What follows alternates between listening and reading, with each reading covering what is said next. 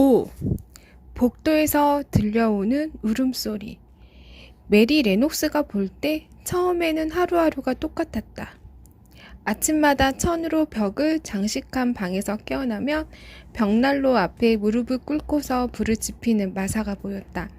장난감 하나 없는 놀이방에서 매일 아침 식사를 들고 그 다음에는 창가에서 광활한 황무지를 살폈다. 그럴 때마다 황무지는 사방으로 뻗어나가 하늘로 올라가는 것처럼 보였다. 그렇게 한동안 창밖을 살펴본 다음에는 밖에 나가거나 방에 있어야 하는데 방 안에서는 할 일이 아무것도 없다는 사실을 깨닫고 결국 메리는 밖으로 나가곤 했다. 메리 자신은 아직 모르고 있었지만 이것이 메리를 위한 최선의 선택이었다. 메리가 오솔길을 따라 혹은 도로를 따라 빨리 걷거나 뛰어다닐 때 자기도 모르는 사이 몸속을 천천히 돌던 피가 빨라졌고 황무지에서 밀려오는 바람과 싸우다 보니 몸에 힘까지 붙기 시작했다. 메리가 뛰기 시작한 유일한 이유는 몸을 따뜻하게 만들기 위해서였다. 뛸 때마다 메리는 윙윙거리며 얼굴에 와 부딪고 자신을 뒤로 잡아 끄는 눈에 보이지 않는 거인 같은 바람이 정말 싫었다. 하지만 메리가 전혀 깨닫지 못하는 사이에 희석꽃 너머로 거칠게 불어대는 신선한 공기는 메리의 가냘픈 몸에 좋은 무언가를 허파 가득 채워주었다. 또 뺨에 부딪혀 발그스레한 빛을 띠게 해주고 흐리멍텅한 눈에 총기가 어리게 만들어 주었다. 메리는 사나흘 동안 거의 하루 종일 바깥에서 지내고 나자 배가 고픈 게 뭔지도 알 것 같았다. 그래서 아침 식탁에 앉으면 오트밀 죽을 싫은 눈치로 바라보며 옆으로 밀어내는 대신 숟가락을 들고서 한 숟갈씩 뜨기 시작해 결국에는 그릇이 텅 빌 때까지 계속 먹었다. 오늘 아침에는 정말 맛있게 먹어 치우는구만이라이. 마사가 말하자 메리 역시 약간 놀란 표정으로 대답했다. 응? 오늘은 맛이 좋아. 그건 황무지 공기가 아가씨 뱃속에 음식이 들어갈 자리를 만들어 줬기 때문이지라이. 아가씨는 식욕이 땡기는 만큼 먹을 음식이 있어서 정말 좋겠어라이. 우리 오두막에는 먹성 좋은 아이들이 12명이나 되는데도 집어넣을 음식이 없단께요. 매일 바깥에 나가서 놀다 보면 뼈에도 살이 붙고 얼굴도 그리 놀이끼리 하지 않겠지라이. 나는 놀지 않아. 가지고 놀 게 하나도 없어. 가지고 놀 게 하나도 없다고라이? 우리 아그들은 막대기와 돌멩이를 갖고서도 노는디요? 그냥 이리저리 뛰어댕기면서 소리도 치고 이것저것 구경도 하면서요. 메리는 소리는 치지 않았지만 이것저것 구경은 했다. 정원을 이리저리 돌아다니고 공원을 어슬렁거리며 산책했다. 벤 웨더스타프 노인도 가끔 찾아보았다. 그러다 일하고 있는 노인을 서너 번 찾아내기도 했지만 노인은 너무 바쁘거나 너무 무뚝뚝해서 메리에게 눈길조차 주지 않았다. 한 번은 메리가 가까이 다가가니까 노인이 삽을 집어든 채 그냥 다른 곳으로 가기도 했다. 일부러 피하는 것 같았다. 메리는 한 장소를 유별나게 많이 찾아갔다. 담이 삥 둘러진 정원 바깥에 기다란 산책로가 바로 그곳이었다. 길 양쪽에는 황량한 화단이 있고 담에서는 담쟁이 덩굴이 무성하게 자라났다. 그런데 담을 이루며 짙게 뻗어나간 녹색 잎사귀가 다른 곳보다 유별나게 무성한 부분이 있었다. 모든 부분이 가위로 깔끔하게 다듬어져 있는데 산책로 아래쪽에 끝에 있는 부분만 전혀 다듬어져 있지 않았다. 일부러 이 부분만 빼놓고 손질한 것 같았다. 벤 웨더스타프 노인과 대화를 나누고 며칠이 지난 뒤에 메리는 이 사실을 알아차렸고 왜 이 부분만 손질을 하지 않은 건지 궁금했다. 그래서 걸음을 멈추고 바람에 흔들리는 기다란 넝굴을 올려다보는데 바로 그때 진홍색 빛이 나타남과 동시에 명랑하게 지저귀는 소리가 들렸다.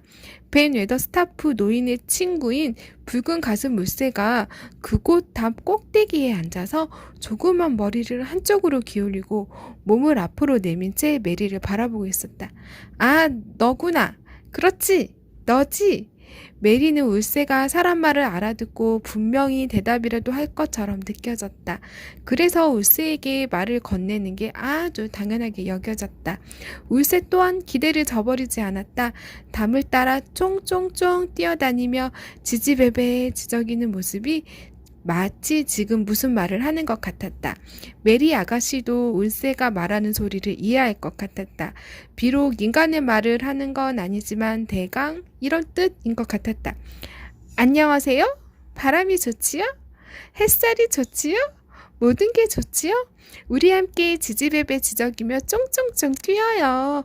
어서요, 어서요. 새 소리를 듣고 메리가 웃기 시작했다. 새가 담을 따라 쫑쫑쫑 뛰기도 하고 조금씩 날기도 하자 메리도 새를 뒤쫓아 가며 뛰었다. 깡마른 몸에 얼굴이 누렇게 뜨고 못생긴 불쌍한 메리가 순간적으로 예쁘게 보였다. 나는 내가 좋아. 나는 내가 좋아. 메리는 소리치면서 산책로를 또닥또닥 뛰어갔다. 그러면서 지지배배의 휘파람을 불려고 했는데 제대로 불어지지가 않았다. 하지만 울새는 아주 만족스러운 듯 메리에게 지지배배의 휘파람을 불어주었다. 그리고 마침내 날개를 펼치고 나무 꼭대기로 곧장 날아가서 자리를 틀고 앉더니 우렁차게 노래했다. 메리는 울새를 처음 발견했을 때가 떠올랐다. 그때 울새는 제일 높은 나무가지에 앉아 있었고 메리는 과수원에 서 있었다. 지금 메리는 과수원 건너편 담 바깥에 서 있었다. 훨씬 아래쪽이었다. 담 안에는 그 나무가 있었다. 메리는 혼자 속삭였다. 바로 저곳이 아무도 들어갈 수 없는 화원이 분명해. 문을 없앤 화원이 바로 저기야. 울새는 저곳에 살아. 아, 화원을 구경할 수만 있다면 얼마나 좋을까. 메리는 첫날 아침에 들어간 녹색 문으로 이어진 길을 뛰어서 올라갔다. 그리고 다른 문으로 난 길을 따라 뛰어 내려가서 과수원으로 들어가 가만히 서서 담 건너편에 있는 나무를 올려다봤다. 바로 그곳에서 노래를 막 끝낸 울새가 부리로 깃털을 다듬기 시작하고 있었다. 여기가 바로 그 화원이야. 분명해. 메리는 이렇게 말하곤 이리저리 걸어다니면서 과수원 담을 찬찬히 살폈지만 예전에 보았던 것만 눈에 들어올 뿐 문 같은 건 없었다. 그래서 주방용 채소밭을 다시 가로질러 달려가서 담쟁이 덩쿨로 뒤덮인 담 바깥의 기다란 산책로로 나갔다. 산책로 끝까지 걸어가며 문을 찾아보았지만 그곳에도 문 같은 건 보이지 않았다. 반대편 끝까지 걸어가며 다시 찾아보았지만 역시 문은 없었다. 정말 이상해. 진짜 문이 없어. 벤 할아버지도 문은 없다고 했지만 분명히 10년 전에는 있었을 거 아니야? 그러니까 크레이븐 고모부가 열쇠를 땅에 파묻었지. 메리는 곰곰이 생각할 게 많아지자 모든 게 흥미롭게 느껴졌다. 그래서인지 미셸 스테이트 장원에 온 것도 전혀 슬프게 느껴지지 않았다. 인도에서는 항상 덥고 늘적지근한 기분이 들어서 그 어떤 것에도 제대로 관심을 기울일 수 없었다. 하지만 이곳에서는 황무지에서 불어오는 신선한 바람이 어린 메리의 머릿속 거미줄을 조금씩 날려버려 조금씩이나마 정신을 차릴 수 있었다. 메리는 거의 하루 종일 바깥에서 지냈다. 그러다가 밤이 되어 식탁에 앉으면 배가 고프고 나른하게 졸렸다. 마사가 수다를 떨어도 짜증스럽지 않았고 오히려 수다 떠는 소리를 더 듣고 싶어 했다. 그러다가 마침내 한 가지 물어봐야겠다는 생각이 들었다. 그래서 저녁 식사를 끝낸 다음에 벽난로 앞 양탄자에 앉아서 궁금한 걸 마사에게 물어보았다. 크레이븐 고모부가 그 화원을 싫어하시는 이유가 뭐야? 메리는 마사에게 하인 숙소로 가는 대신 자기와 함께 있자고 말했고 마사 역시 그러겠다고 했다. 마사는 아주 젊은 데다 동생들이 우글우글한 오두막 생활에 익숙했기에 아래층 널따란 하인 숙소가 오히려 따분하게 느껴졌다. 그곳에서 마부와 고참 하녀들이 마사의 요크셔 사투리를 놀려대거나 촌뜨기 어린애 취급을 하면서 자기네들끼리 둘러앉아 속닥거렸다. 마사가 메리방에 남은 건 수다를 떨고 싶기도 했고 인도에서 검둥이들의 시중을 받으며 살던 이상한 아이가 아주 신기하고 재미있기도 했기 때문이다.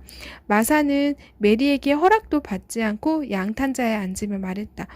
아직까진 그 화원 생각을 하고 있단가요? 하긴 그렇겠지라이. 나도 그 야구를 처음 들었을 때는 똑같았을게요. 그곳을 싫어하는 이유가 뭐냐니까? 마사가 무릎을 구부린 다음 두 발을 엉덩이 밑으로 당겨 편안하게 앉았다. 저택 주변에서 쌩쌩 울어짜는 바람 소리를 들어보시오. 오늘 같은 밤에 황무지에 나가면 서 있기도 힘들겠지라이.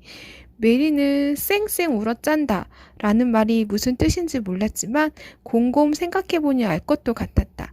저택 주변으로 계속 달려들어 으스스하게 울어대는 공허한 바람소리를 눈에 안 보이는 거인이 저택에 달려들어 창문과 담을 부수러 들어오려고 몸부림치는 소리를 말하는 게 분명했다. 하지만 거인이 절대 안으로 들어올 수 없을 거라는 확신은 석탄이 빨갛게 타고 있는 실내 공간을 왠지 더 안전하고 따뜻한 곳으로 느끼게 해주었다.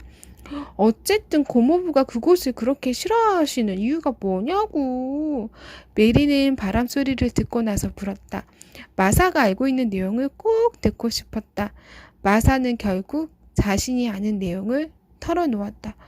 조심하란께요.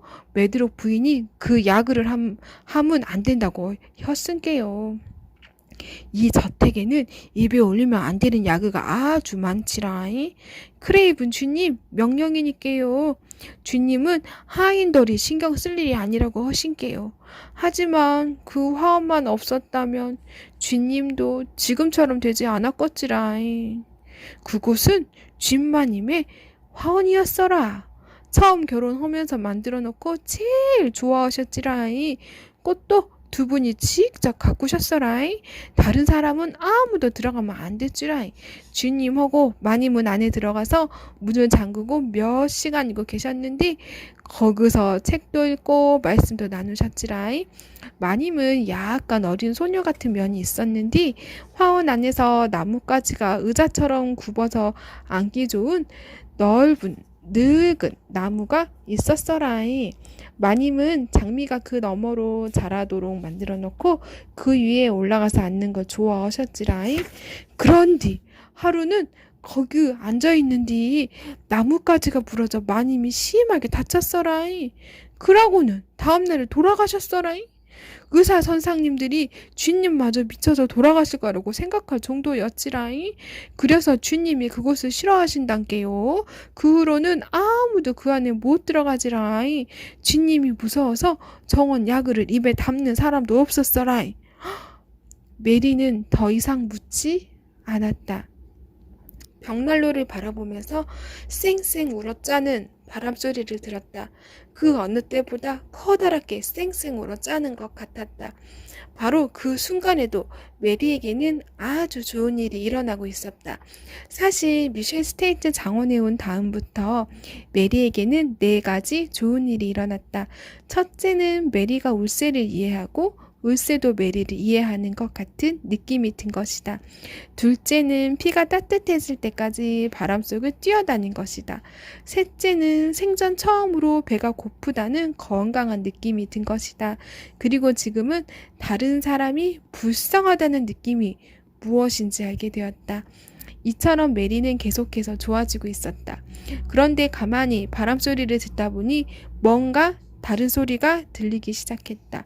처음에는 바람소리와 너무 비슷해서 정확히 구분이 되지 않았다. 마치 어딘가에서 어린아이가 우는 소리 같았다. 가끔은 바람소리가 아이 우는 소리처럼 들리기도 하지만 지금 들려오는 소리는 분명히 저택 안에서 나는 것이지 바깥에서 나는 게 아니었다. 멀리 떨어진 곳이긴 하지만 건물 안에서 나는 소리가 확실했다. 메리가 몸을 돌려서 마사를 쳐다보며 물었다. 누가 울고 있는 소리가 나지 않아? 마사가 곤혹스러운 표정으로 대답했다. 아니구먼요. 바람소리여라이. 가끔은 바람소리가 황무지에서 어떤 사람이 길을 잃고 울어대는 소리처럼 들리지라이. 온갖 소리가 다 일어난게로. 하지만 들어봐. 저택안에서 나는 소리야. 아래층 기다란 복도 어딘가에서 바로 그 순간에 아래층 어딘가에서 문 하나가 열렸는지 복도를 따라 커다란 돌개바람이 불어들더니 두 사람이 있는 방에 들어닥쳐 쿵쿵 하는 소리와 함께 문을 활짝 열어 젖혔다. 두 사람이 깜짝 놀라며 일어난 순간 그 바람은 불빛을 모두 꺼버렸다. 그러자 먼 복도에서 들려오는 울음소리가 실내로 휩쓸었다. 아까보다 훨씬 더 또렷하게 들렸다. 그것 봐, 내가 그렇다고 했잖아. 사람이 울고 있는 소리야. 어른은 아닌 게 분명해. 마사는 뛰어가서 문을 꼭 닫고 문고리를 돌려서 잠갔다. 하지만 그러기 전에 먼 복도에서 문이 꽝 하고 닫히는 소리가 두 사람 귀에까지 확실히 들렸다. 곧 모든 게 조용해졌다. 바람소리조차 쌩쌩 울었자는 걸 잠시 멈춘 것 같았다. 마사가 고집을 부렸다. 아까 그건 바람소리란 깨요. 만일 그게 아니라면 주방에서 일하는 어린 소녀 베티 버터워스가 우는 소리고요. 이가 아파서 하루 종일 고생했단게요. 하지만 마사의 몸짓에서 뭔가 어색하고 당황한 느낌이 배어나와 메리 아가씨는 마사를 뚫어져라 쳐다보았다. 마사는 지금 사실대로 말하지 않는 게 분명했다. 6. 아이가 울었어. 정말이야. 이튿날은 비가 다시 억수처럼 쏟아졌다. 창밖을 내다보니 회색 빗줄기와 먹구름이 황무지를 거의 가려버렸다. 오늘은 밖에 나갈 수가 없을 것 같았다. 오두막이 있을 때 이렇게 비가 오면 무얼 하고 지내? 메리가 묻자 마사가 대답했다. 서로 발밑에 깔리지 않으려고 애쓰면서 지내지라. 야, 그럴 때는 우리 식구가 징하게 많은 것처럼 보이지라. 울 언니는 성격은 좋지만 잔소리가 정말 심어요. 제법 큰 동생들은 암소 외양간에 가서 노는데 디코는 비가 와도 신경 쓰지 않는단께요. 해가 떴을 때랑 똑같이 나가니까요. 비가 오는 날에는 날이 좋을 때 보이지 않던 걸 볼 수 있다고 함시렁 말이오라이. 한 번은 여우 굴에서 흠뻑 젖은 여우 새끼를 찾고는 떳떳하게 맹글 낳고 가슴에 꼭 품고서 집까지 왔단께요. 그놈 어비는 근처에서 사냥 당해서 죽고 굴은 물이 넘쳐갔고 나머지 새끼는 모두 죽어버렸지라이. 그래서 지금까정 그놈이 우리 집에서 살고 있어라이. 그리고 또 언젠가는 물에 빠져서 반쯤 죽은 까마귀 새끼도 집에 데려왔는데 이름을 검댕이라고 짓고는 길을 들였어라이. 디콘이 어디를 가든 폴짝폴짝 뛰기도 하고 날기도 하며 쫓아댕긴단께요.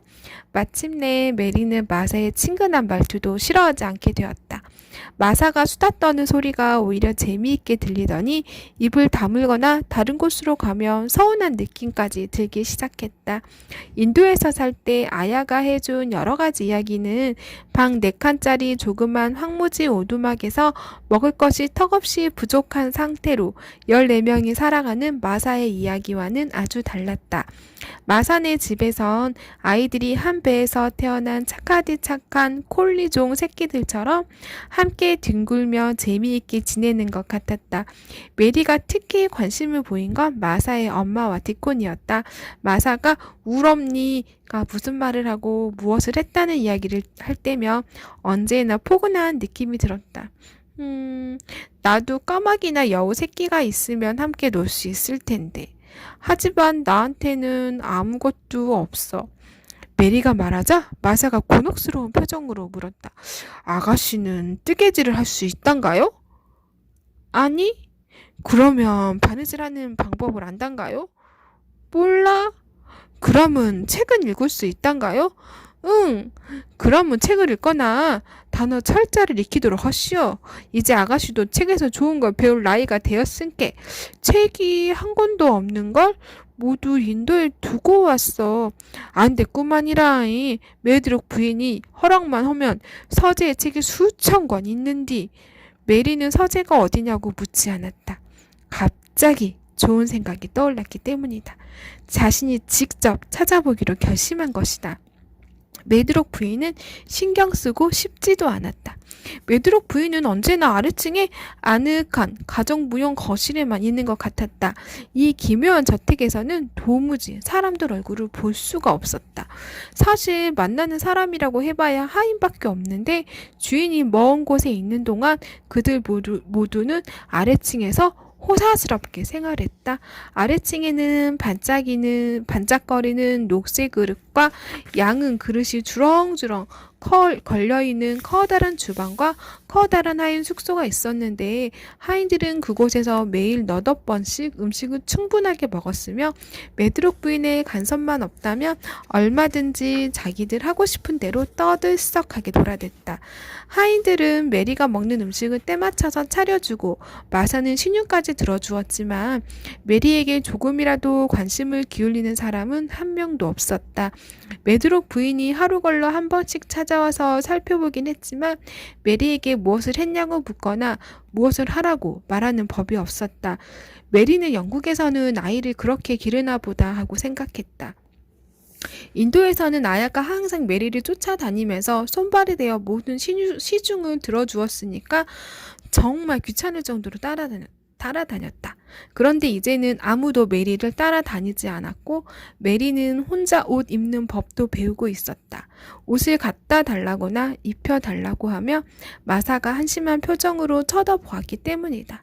한 번은 메리가 잠깐 끼워주기를 기다리며 가만히 서 있는데 마사가 이렇게 말했다. 아가씨는 머리가 나쁜감요? 우리 수잔애는 5살밖에 안 됐는데 아가씨보단 2배는 똑똑하단께요. 가끔은 아가씨가 머리가 텅 빈 사람처럼 보일 정도니까요. 이 말을 듣고 메리는 1시간 동안 잔뜩 찌푸린 심술쟁이 표정을 하고 있었지만 몇 가지를 완전히 새롭게 생각하는 계기가 되었다. 메리는 오늘 아침 마사가 벽난로를 청소하고 아래층으로 내려간 뒤 약 10분 동안 창가에 서서 서재에 관한 이야기를 들었을 때 문득 떠오른 생각에 대해 궁리해 보았다. 서재 자체에 관심이 가는 건 아니었다. 어차피 책을 읽은 경험도 거의 없었다. 그런데 이야기를 듣다 보니 불현듯 문을 닫아 걸었다는 100여 개의 방이 떠올랐다. 정말 모조리 자물쇠로 걸어 잠갔는지 혹시 문이 열린다면 안에 무엇이 들어있는지 궁금했다. 방이 정말 100개나 될까? 직접 돌아다니면서 문이 몇 개나 있는지 세어볼까? 어차피 바깥에 나갈 수 없는 오늘 아침 같은 날이라면 그렇게 시간을 보내는 것도 그런대로 재미있을 것 같았다. 그동안 메리는 어떤 일을 하기 전에 허락을 받아야 한다는 가르침을 받은 적이 없었으며 책임에 대해서도 전혀 모르고 있었다. 그래서 집안을 돌아다녀도 되느냐고 메드록 부인에게 물어볼 생각 같은 건 아예 하지도 못했다. 그건 부인이 바로 코앞에 있었더라도 마찬가지였을 것이다. 메리는 문을 열고 복도로 나가서 돌아다니기 시작했다. 기다란 복도는 다른 복도로 갈라지곤 했는데 계속 따라가니까 짧은 계단이 나오고 또 다른 복도가 나타났다. 방문이 계속 이어지고 복도 벽마다 그림이 걸려 있었다. 어둡고 별나 보이는 풍경화도 가끔 보였지만 대부분은 공단과 벨벳으로 만든 기묘하고 우아한 옷을 차려입은 남자나 여자의 초상화였다. 수많은 초상화가 걸려있는 기다란 화랑에 온 것 같은 기분이 들 정도였다. 이렇게 많은 초상화가 걸려있는 집이 있으리라고는 전혀 생각도 못했다. 메리는 이곳을 천천히 걸어가며 다양한 얼굴을 바라보았다. 그림 속 사람들도 메리를 바라보는 것 같았다. 인도에서 온 여자아이가 자기네 저택에서 무얼 하고 있는지 궁금해하는 표정 같았다. 개 중에는 아이들 초상화도 있었다. 어떤 여자아이는 공단으로 두툼하게 만든 아동용 드레스 차림이었는데 드레스가 발까지 내려왔고 어떤 사내아이는 주름을 넣어 부풀린 소매에 목둘레를 레이스로 장식한 옷을 입고 있었다. 간혹 목둘레에 주름을 많이 넣어 잔뜩 부풀린 옷을 입은 아이도 있었다. 사내 아이도 머리칼은 길었다. 아이들이 나타날 때마다 메리는 걸음을 멈추고 자세히 살펴보았다. 이름은 무엇이고 어디로 갔는지, 그렇게 이상한 옷을 입은 이유가 무언지 궁금했다. 메리 자신처럼 고집스럽고 못생긴 여자아이도 있었다. 무늬가 아름다운 녹색 드레스를 입었는데 손가락에 녹색 앵무새가 앉아 있었다. 아이는 눈매가 날카롭고 호기심이 가득한 표정이었다. 메리는 큰 소리로 말을 걸었다. 지금 너는 어디에 사니? 내가 이곳에 있으면 좋을 텐데. 세상에서 이렇게 기묘한 아침을 보내는 여자아이는 메리밖에 없을 게 분명했다. 복도가 꾸불꾸불 뻗어나간 거대한 저택에 조그만 메리를 제외하고는 아무도 없는 것 같았다. 위층과 아래층에 좁은 복도와 넓은 복도를 계속 돌아다녔지만 자신 말고는 그 누구도 걸어 다닌 적이 없는 것 같았다. 이렇게 많은 방을 만든 걸 보면 이곳에 많은 사람이 살았을 게 분명한데 사방이 텅 비어있는 걸 보면 그 사실을 도저히 믿을 수 없었다. 메리는 위층에 올라가서야 방문 손잡이를 돌려볼 생각이 들었다. 메드록 부인이 말한 대로 문은 꼭 닫혀 있었다. 하지만 손잡이에 손을 올려놓고 돌리자 손잡이가 어렵지 않게 돌아가는 느낌이 들었다. 살짝 민 문이 천천히 육중하게 열리는데 순간적으로 메리도 덜컥 겁이 났다. 거대한 문이 열리면서 커다란 침실이 나타났다. 벽에는 술을 놓은 벽걸이가 여러 곳에 걸려있고 인도에서 본 것과 비슷한 무늬를 조각한 가구가 여기저기에 놓여 있었다. 납 창틀에 달린 널따란 창밖으로 황무지가 내다 보였으며 벽난로 선반 위에는 고집스럽고 못생긴 여자아이의 초상화가 또 걸려 있었다. 이번에는 아까보다 더 호기심이 있는 표정으로 메리를 바라보는 것 같았다. 아, 저 아이가 예전에 이 침실을 썼나 봐. 저렇게 나를 쳐다보고 있으니까 정말 묘한 기분이 드네. 그 후에도 메리는 다른 방문을 열고 또 열었다. 너무 많은 방 구경을 하다 보니 피곤한 느낌이 들었다. 모두 세어본 건 아니지만 100개는 충분히 되겠다는 생각이 들기 시작했다. 어떤 방이든 낯선 풍경을 정성스럽게 수놓은 벽걸이 천이랑 오래된 초상화가 걸려 있었다. 또 거의 모든 방에 기묘한 기구와 기묘한 장식품이 놓여 있었다. 귀부인의 거실처럼 보이는 어떤 방에는 벨벳에 수놓은 벽걸이가 잔뜩 걸려있고 장식장에는 상아로 만든 조그만 코끼리 100여 개가 들어있었다.